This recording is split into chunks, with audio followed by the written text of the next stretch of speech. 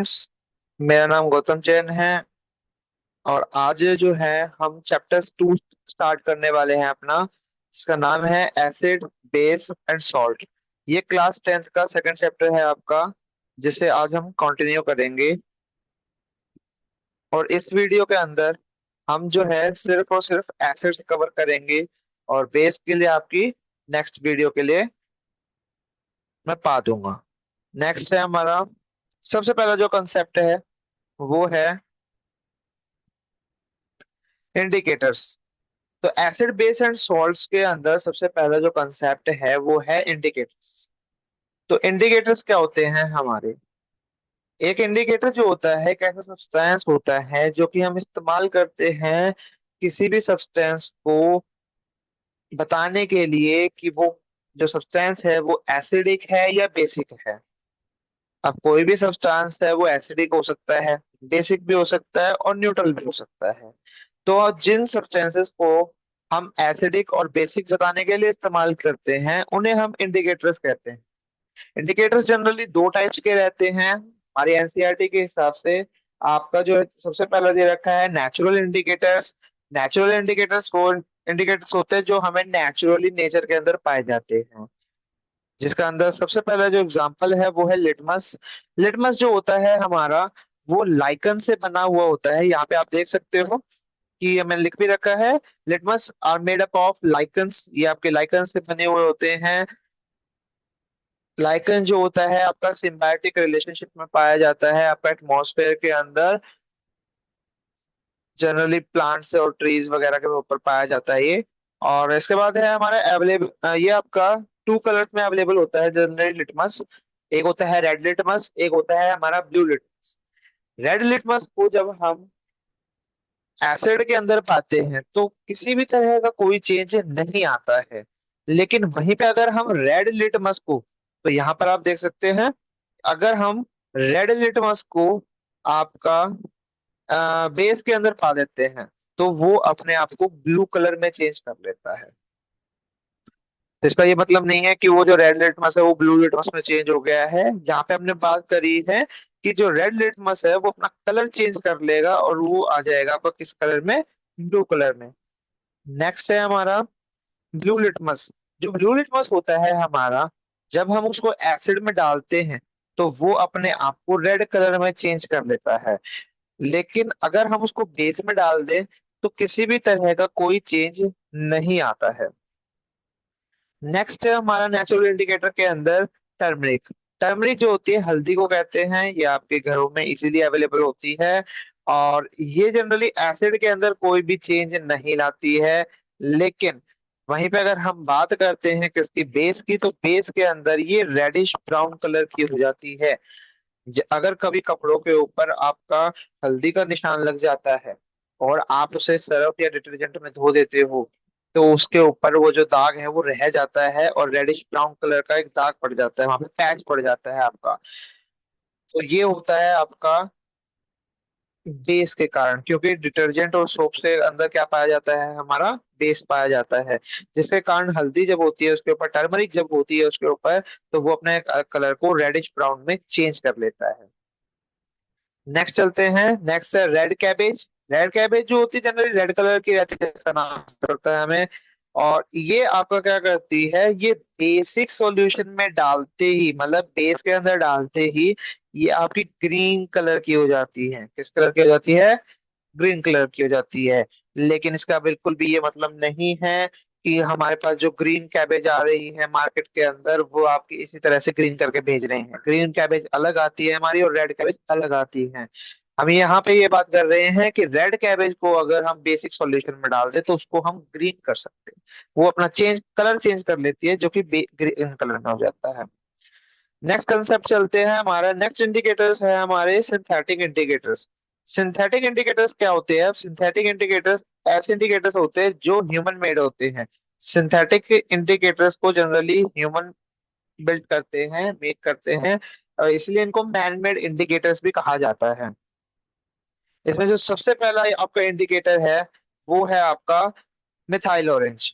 Methyl orange जो होता है हमारा, वो आपका जब एसिड के अंदर डलता है, जब हम उसको एसिड के अंदर पा देते हैं तो methyl orange generally orange colour का होता है। और जब हम उसको एसिड में पाते हैं तो वो रेड कलर का हो जाता है। वहीं पे अगर हम बेस की बात करते हैं कि अगर हम इसको मिथाइल ऑरेंज को बेस में डाल दें तो ये आपका येलो कलर का हो जाता है। वहीं पे अगर हम बात करते हैं किसकी, अपने फिनॉक्सिलिन की, तो फिनॉक्सिलिन जो होता है हमारा, फिनॉक्सिलिन आपका कलरलेस रहता है। फिनॉक्सिलिन जो होता है आपका वो कलरलेस होता है तब जब उसको एसिड में डाला जाता है, लेकिन जब उसको बेस में डाला जाता है तो वो पिंक कलर में हो जाता है। और ज्यादातर आपको लेबोरेटरीज में फिनॉक्सिलिन बहुत इजीली अवेलेबल हो जाएगा। नेक्स्ट चलते हैं, ये हमारे इंडिकेटर्स थे जिसमें हमने पढ़ा कि आपके कुछ नेचुरल पढ़े हमने, कुछ हमने सिंथेटिक पढ़ी। हम नेक्स्ट उसमें चलते हैं जो कि हमारा है, एक और टाइप का इंडिकेटर होता है हमारा जिसे ऑल फैक्ट्री इंडिकेटर्स कहते हैं। ऑल फैक्ट्री जनरली क्या होता है, जब इनको एसिड या बेस सब्सटेंस में डाला जाता है तो ये अपने जो ऑर्डर होती है जिसको हम स्मेल कहते हैं वो आपका चेंज कर लेता है ये। जैसे ऑनियन, इसमें हमारे पास दो एग्जांपल है, हमारे पास एक है अनियन का, एक है हमारा वेनिला का। जो अनियन होता है, जब आप इसको एसिड में डालते हो तो आपका अनियन की जो स्मेल है वो डिस्ट्रॉय नहीं होती है, स्मेल कॉन्टिन्यूस आती रहती है। लेकिन वहीं पे अगर हम इसको बेस में डाल दे तो आप अनियन की जो स्मेल होती है उसको डिटेक्ट नहीं कर सकते हो आप। मतलब अगर इसमें एग्जांपल भी ले सकते हैं, आपको पता है कि आपका जो ढाबे वगैरह होते हैं या रेस्टोरेंट्स वगैरह होते हैं उसमें जो अनियंस होते हैं उसके ऊपर एसिड डाला जाता है जिसको विनेगर कहते हैं। एसिटिक एसिड इस्तेमाल किया जाता है उसके ऊपर। तो जिसके कारण अगर हम ध्यान से, अगर हम आपने कभी ध्यान दिया हो उसके ऊपर, तो वो उनकी जो स्मेल होती है वो डिस्ट्रॉय नहीं होती है। वहीं पे अगर हम बात करते हैं वेनिला की, वेनिला भी आपका एसिड के अंदर अपनी स्मेल डिस्ट्रॉय नहीं होने देता है। वहीं पर अगर बेस के अंदर वो डल जाए तो उसकी जो स्मेल होती है वो जब भी डिस्ट्रॉय हो जाती है। तो नेक्स्ट चलते हैं, हमारा नेक्स्ट कंसेप्ट है एसिड्स। अब हमने ये पढ़ा कि इंडिकेटर से हम एसिड बेस को हम डिटेक्ट कर सकते हैं, लेकिन अब हम पढ़ेंगे कि एसिड्स होते क्या हैं। एसिड्स वो सब्सटेंस होते हैं जो कि हमारे सोर रहते हैं टेस्ट में। मतलब हमारे सोर का मतलब होता है खट्टे रहते हैं। तो आपका जो एसिड होता है वो आपका क्या रहता है, खट्टा रहता है। ये आपकी जो डेफिनेशन है ये आपके एनसीईआरटी के हिसाब से दी गई है। इसके बाद है, एसिड जो होते हैं बेसिकली, वैसे तो हमारे कई बेसिस पर डिफरेंशिएट किया जाता है एसिड्स को, लेकिन आपके एसिड्स को यहाँ पर मैंने जो डिफरेंशिएट किया है वो दो ही बेसिस पे किया, एक ही उसमें किया है, एक है हमारा ऑर्गेनिक, एक है मिनरल। ऑर्गेनिक एसिड क्या होता है हमारा, ऑर्गेनिक एसिड होता है हमारा जिसके अंदर आपका जो एसिड आपके प्लांट्स या एनिमल्स के अंदर प्रेजेंट होता है उसे ऑर्गेनिक एसिड कहते हैं। और वहीं पे मिनरल एसिड वो एसिड्स होते हैं जो हमें मिनरल से, मतलब अर्थ से हमें मिलते हैं। इसके एग्जांपल मैंने यहाँ लिख रखे हैं, acetic acid, oxalic acid, tartaric acid, lactic acid, और भी बहुत सारे एसिड्स होते हैं हमारे पास जो ऑर्गेनिक के अंदर आते हैं। और मिनरल्स के अंदर भी आपके बहुत सारे आते हैं, लेकिन इसमें जो सबसे बेसिक हमारे पास मैक्सिमम जो यूज करते हैं हम, वो है आपका hydrochloric acid, sulphuric acid and nitric acid. इन सब के मैंने आपको फॉर्मूले भी लिख के दे दिए हैं। HCl जो कि हाइड्रोक्लोरिक एसिड को कहते हैं, सल्फ्यूरिक एसिड जो कि आपके H2SO4 को कहते हैं, नाइट्रिक एसिड जो कि HNO3 को कहते हैं। नेक्स्ट है हमारा, अब ऑर्गेनिक एसिड्स जो रहते हैं हमारे जनरली वीक एसिड्स रहते हैं। जैसे मैंने आपको कही थी कि एसिड्स की कई बेसिस पर क्लासिफिकेशन करी जा सकती है, तो यहाँ पर हमने जो है, अब देखो, एक और क्लासिफिकेशन करी है, weak acids and strong acids. और जितने भी ऑर्गेनिक एसिड्स होते हैं वो सारे के सारे वीक एसिड होते हैं, और जो जितने भी हमारे मिनरल एसिड्स होते हैं वो सारे के सारे स्ट्रॉन्ग एसिड्स रहते हैं। नेक्स्ट चलते हैं, मुझे लगता है आपको यहाँ तक समझ आ गया होगा।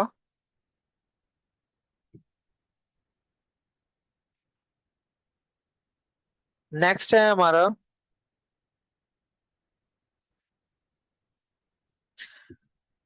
अब एसिड्स जो है दो और आपके क्लासिफिकेशन यहाँ पर कर रखी है। एक है आपका कंसंट्रेटेड एसिड, एक है हमारा डाइल्यूट एसिड। कंसंट्रेटेड एसिड क्या होते हैं? अब जो कंसंट्रेटेड एसिड रहते हैं हमारे, कंसंट्रेटेड एसिड का मतलब क्या होता है एक्चुअली? इनको पढ़ने से पहले मैं आपको एक बात बताता हूँ, जिसके अंदर क्या होता है कि एसिड्स आपके तभी एसिड्स होते हैं जब उनके अंदर वाटर ऐड होता है। एक्चुअली जितने भी एसिड्स होते हैं हमारे, वो एच पॉजिटिव आयन या फिर H3O पॉजिटिव आयंस रिलीज करते हैं। या तो आपके H पॉजिटिव आयंस को रिलीज करते हैं वो, या फिर H3O पॉजिटिव को। H3O पॉजिटिव जो होता है हाइड्रोनियम आयन होता है आपका, जो कि आपके एसिड्स के अंदर पाया जाता है जनरली। ये उसका फॉर्मूला होता है। तो H पॉजिटिव आयंस पा सकते हैं या H3O पॉजिटिव आयंस पा सकते हैं हमारे। तो यहाँ पर हमारा जो कंसंट्रेटेड एसिड है वो क्या होता है अब, जिसके अंदर ये H positive ions excess amount में रिलीज होते हैं, वो तो हमारे क्या होते हैं, स्ट्रॉन्ग एसिड्स। और जिसके अंदर ये कम रिलीज होते हैं उसको हम कहते हैं वीक एसिड। लेकिन कंसंट्रेटेड और डाइल्यूट में क्या होता है, जिसके अंदर देखो मैंने आपको बताया कि वाटर ऐड करने से कंसंट्रेटेड और डाइल्यूट एसिड बनता है। तो जब हम वाटर ऐड करते हैं तो उसकी क्वांटिटी आपके एसिड से कंपेयर करके हमने यहाँ पे दो क्लासिफिकेशन डिवाइड करी है।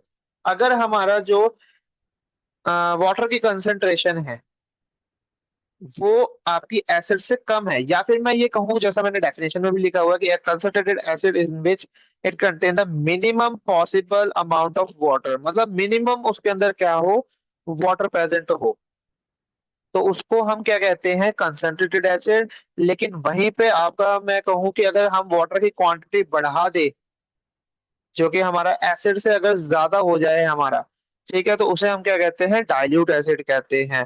जो डाइल्यूशन होता है आपका, आप वाटर ऐड करके बहुत इजीली कर सकते हो।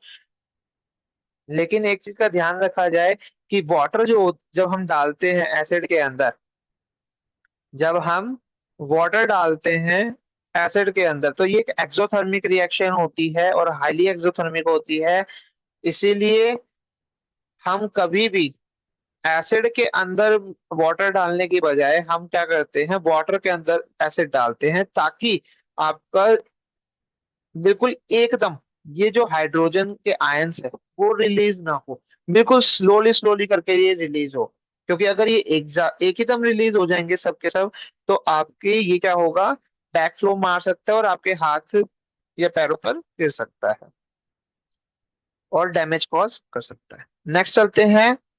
नेक्स्ट है हमारा, प्रॉपर्टीज देखते हैं हम एसिड्स की क्या होती है। अब एसिड्स की कई प्रॉपर्टीज रहती हैं हमारी। सबसे पहली प्रॉपर्टीज की डेफिनेशन वाली ही होती है कि इनके जो टेस्ट होता है वो सोर रहता है, मतलब खट्टा रहता है इसका टेस्ट।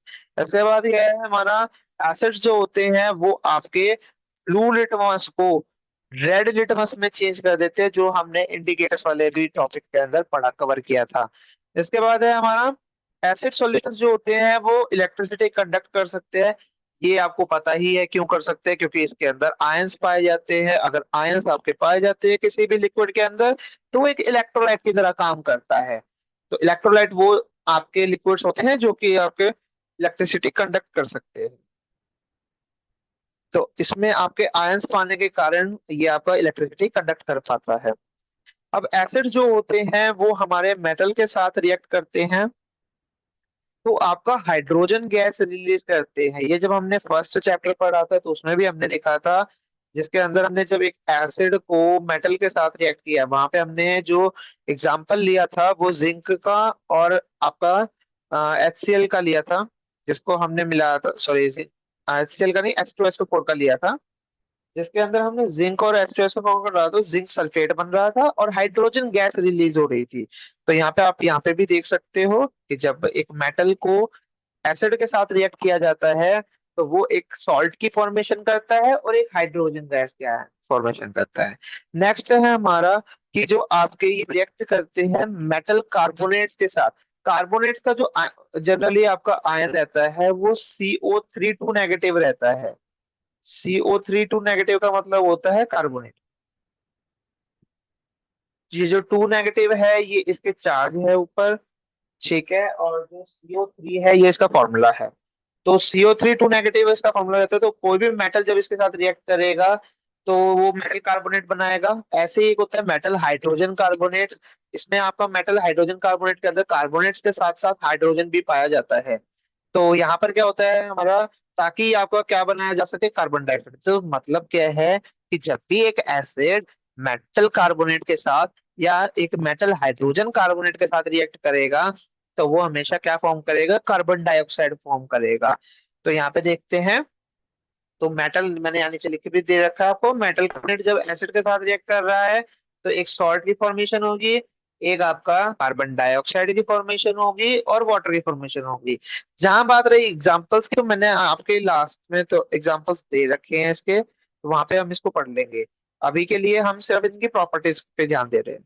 तो मेटल हाइड्रोजन कार्बोनेट के अंदर भी आप देख सकते हो कि एसिड जब रिएक्ट कर रहा है तो वाटर की फॉर्मेशन हो रही है, एक सॉल्ट हो रहा है और एक कार्बन डाइऑक्साइड। तो यहाँ पे मेन कंपोनेंट हमारा क्या आ रहा है, कार्बन डाइऑक्साइड। नेक्स्ट देखते हैं, एसिड जो है हमारा वो बेसिस के साथ जब रिएक्ट करता है, बेसिस में भी जो एल्कलीज होते हैं हमारे, एल्कलीज जो होते हैं हमारे जनरली जो वाटर में आपके डिसॉल्व हो सकते हैं उनको एल्कली कहते हैं।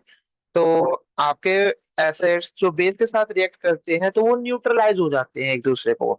तो जिसको कारण आप वो क्या फॉर्म करते हैं, एक सॉल्ट फॉर्मेशन करते हैं और एक वाटर फॉर्म करते हैं। तो एसिड और बेस जब रिएक्ट करेंगे तो क्या बनाएंगे, सॉल्ट एंड वाटर। इस रिएक्शन को हम न्यूट्रलाइजेशन रिएक्शन भी कहते हैं। यही न्यूट्रलाइजेशन रिएक्शन जो है हम आगे सॉल्ट्स जब पढ़ेंगे तो उसके अंदर कवर करेंगे। और वहां पे सॉल्ट फॉर्मेशन किस तरह से होता है, किस एसिड से क्या फॉर्मेशन होता है, किस बेस से क्या फॉर्मेशन होता है, वो सब हम देखेंगे। नेक्स्ट चलते हैं। यहाँ पर हमारे जो है कई प्रॉपर्टीज खत्म हो गई है, जिसके अंदर आपने ये पढ़ा कि आपका जो एसिड्स होते हैं वो जब डिफरेंट कंपोनेंट्स के साथ रिएक्ट करते हैं तो डिफरेंट डिफरेंट चीजें फॉर्म करते हैं। नेक्स्ट चलते हैं। नेक्स्ट है हमारा कि अगर एसिड जो होते हैं वो मेटल ऑक्साइड के से रिएक्ट कर लें तो बेसिकली ये पिछली ही है आपकी जिसमें बेस से रिएक्ट करता है, क्योंकि आपको पता है जो मेटल ऑक्साइड्स होते हैं आपके नाइन्थ में आपने कवर किया है, आपने एट्थ में भी पढ़ रखा है इस चीजों को, कि आपका एसिड जो होता है मतलब जो मेटल ऑक्साइड्स होते हैं, तो मेटल ऑक्साइड जो होता है वो हमेशा बेसिक नेचर का रहता है। तो जब एक एसिड जो होता है बेस से रिएक्ट करेगा तो वो वाटर एंड सॉल्ट की फॉर्मेशन करता है। ये हमने पहले भी पढ़ा है। तो यहीं पे हमने सॉल्ट और वाटर बना हुआ है, और यहाँ पे मैंने लिख दिया है कि ये बेसिक होता है नेचर में। अब क्या होता है, ये कोरोसिव होती है नेचर में। अब कोरोसिव नेचर का मतलब क्या होता है, जब हमने फर्स्ट चैप्टर कंप्लीट किया था तो उसके अंदर मैंने बताया था आपको कि कोरोजन जो होता है आपका वो तीन चीजों के कारण होता है। एक होता है आपकी एयर, एक होता है आपका वाटर मतलब मॉइस्चर, और तीसरा होता था आपका कोई केमिकल। तो केमिकल के अंदर आपका कोई भी एसिड आ सकता था उसके अंदर। तो यहीं पर मैंने भी आपको ये लिख दिया है कि ये इनके पास क्या होता है, कोरोसिव नेचर होता है इनका। मतलब अगर इनको एसिड को आपके मेटल्स के ऊपर डाल दिया जाए तो वो उनको कोरोड कर सकते हैं। नेक्स्ट चलते हैं, कुछ कॉमन प्रॉपर्टीज ये मैं आपको पढ़ा चुका हूँ। कुछ कॉमन प्रॉपर्टीज जो होती हैं वो क्या होती है हमारी इनमें, कि हर एक एसिड जो होता है वो या तो हाइड्रो आपको H पॉजिटिव आयन रिलीज करता है या H3O पॉजिटिव आयन से रिलीज करता है जब उसके अंदर क्या ऐड किया जाए, वाटर ऐड किया जाए। तो यहाँ पे स्ट्रॉन्ग एसिड जो होते हैं वो आपके large amount of H positive ion release करते हैं, और जो वीक आयंस होते हैं वो आपके less amount of H positive ions release करते हैं। कुछ मैंने आपको मिनरल एसिड्स दिए और ऑर्गेनिक एसिड्स दे रखे हैं यहाँ पे, और ये कहाँ कहाँ इस्तेमाल किए जाते हैं और कहाँ कहाँ पाए जाते हैं वो मैंने लिख दिया है। जैसे सल्फ्यूरिक एसिड, सल्फ्यूरिक एसिड जो होता है H2SO4 होता है और इनको कार बैटरीज में इस्तेमाल किया जाता है। और भी जितनी बैटरीज होती है उनके अंदर सल्फ्यूरिक एसिड इस्तेमाल किया जाता है। नेक्स्ट है हमारा हाइड्रोक्लोरिक एसिड जिसका फॉर्मूला HCl था। और HCl जो था हमारा वो कहाँ पे यूज किया जाता है, आपका लेदर फॉर्मेशन में, टेक्सटाइल इंडस्ट्री के अंदर और फूड इंडस्ट्री के अंदर भी आपका HCl का इस्तेमाल किया जाता है। नेक्स्ट है हमारा नाइट्रिक एसिड। नाइट्रिक एसिड जो होता है इसका फॉर्मूला HNO3 होता है और जनरली आपके फर्टिलाइजर्स और एक्सप्लोजिव्स में इस्तेमाल किया जाता है। नेक्स्ट है हमारा ऑक्सैलिक एसिड। ऑक्सैलिक एसिड जो होता है ये जनरली टमाटोज के अंदर पाया जाता है आपका। और लैक्टिक एसिड आपका कर्ड में पाया जाता है। फिर है हमारा एसिटिक एसिड जो होता है इसका फॉर्मूला CH3COOH होता है हमारा। और इस ये आपका विनेगर के अंदर इस्तेमाल किया जाता है आपका। इसके बाद है आपका फॉर्मिक एसिड। फॉर्मिक एसिड जो होता है ये एंट बाइट के अंदर पाया जाता है। नेक्स्ट है सिट्रिक एसिड। सिट्रिक एसिड जो होता है वो लेमन में पाया जाता है। और टार्टेरिक एसिड ये आपका टर्माइन में पाया जाता है। टर्माइन आपकी इमली को कहते हैं। इमली के अंदर जो आपका एसिड पाया जाता है वो आपका टार्टेरिक एसिड होता है। तो मेरे हिसाब से ये आपको समझ आ गया होगा। अब नेक्स्ट चलते हैं। एसिड्स के अंदर हमने कुछ इंपॉर्टेंट एसिड पढ़े, जिसके बाद हमने ये आपकी रिएक्शंस आ जाती है जो मैंने आपको कही थी कि पीछे एग्जांपल दे रखा है। उसमें है कि सबसे पहला है आपका एग्जांपल जिसमें मेटल और एक एसिड जब रिएक्ट करता है तो सॉल्ट और हाइड्रोजन गैस रिलीज करता है। तो ये आपका क्या है, यहाँ पर आपका जो जिंक है आपका, जब जिंक ने आपका किससे रिएक्ट किया, H2SO4 से, तो यहाँ पे एक सॉल्ट फॉर्मेशन हुई जो कि जिंक सल्फेट है। और यहाँ पे रिलीज हुआ है हमारा हाइड्रोजन गैस। नेक्स्ट है हमारा HCl और Na2CO3। ये क्या है? अब Na2CO3 होता है आपका सोडियम कार्बोनेट। सोडियम कार्बोनेट को जब हमने किस में रिएक्ट किया है अपने एसिड के साथ, तो हमने पढ़ा था मेटल कार्बोनेट को जब भी आपके एसिड के साथ रिएक्ट किया जाएगा तो कार्बन डाइऑक्साइड की फॉर्मेशन होगी, जो आप देख सकते हो यहाँ पे हुई भी है। नेक्स्ट चलते हैं। सोडियम बाइकार्बोनेट या फिर सोडियम हाइड्रोजन कार्बोनेट को जब हमने HCl के साथ रिएक्ट किया है तो यहाँ भी आप देख सकते हो आपका कार्बन डाइऑक्साइड की फॉर्मेशन हुई है। नेक्स्ट है हमारा कि NaOH और जब HCl को रिएक्ट करते हैं, देखो NaOH जो होता है आपका बेस होता है जिसको हम सोडियम हाइड्रोक्साइड कहते हैं। और ये आपका स्ट्रॉन्ग बेसिस के अंदर आता है। ये आपका HCl है जो कि स्ट्रॉन्ग एसिड होता है। तो इसने यहाँ पे एक सॉल्ट फॉर्मेशन करी है जिसे NaCl कहा है हमने। ये कॉमन सॉल्ट होता है। और ये है हमारा वाटर। नेक्स्ट है कि हमने अब क्या किया है, एक बेस को दोबारा एक एसिड में, उसी का है एग्जांपल आपका। तो KOH को जब हमने एक एसिड के साथ डाला है तो आपका एक सॉल्ट फॉर्मेशन हुई है और एक वाटर फॉर्मेशन हुई है। तो यहाँ पर आपके एसिड खत्म होते हैं। ये जो बेस का है ये हम नेक्स्ट क्लास में नेक्स्ट वीडियो में शेयर करेंगे। और आज के लिए ये इतना ही बहुत है। थैंक यू मेरी यहाँ तक वीडियो देखने के लिए।